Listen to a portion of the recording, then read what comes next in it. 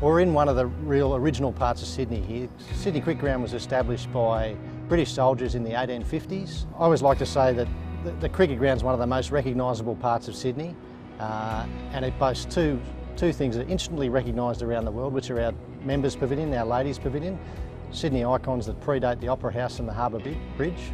The Ladies Pavilion is renowned as a far better place to watch sport from here at the cricket ground. A lot of our real die-hard cricketing members much prefer to sit in the Ladies Pavilion. More than one of our very experienced security guards will tell you that the Ladies Pavilion is haunted.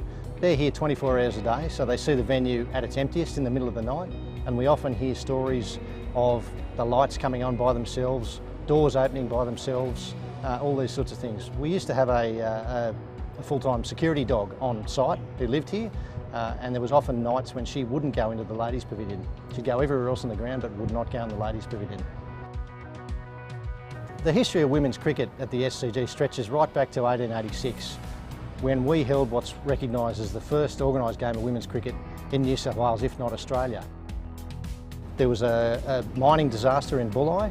One of the steps that Sydney siders of the time took was to host or to hold a charity cricket match here. So the charity cricket match was the women's match. They raised a lot of money, but what happened that is this enduring link now is that we discovered Bulli soil, and we have been using Bulli soil to make pitches ever since.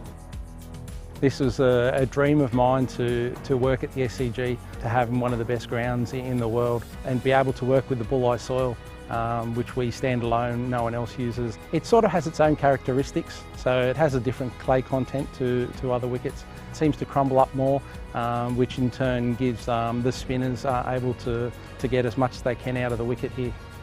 The pitch we've gone with is pitch 4. We've used that a couple of times already this season.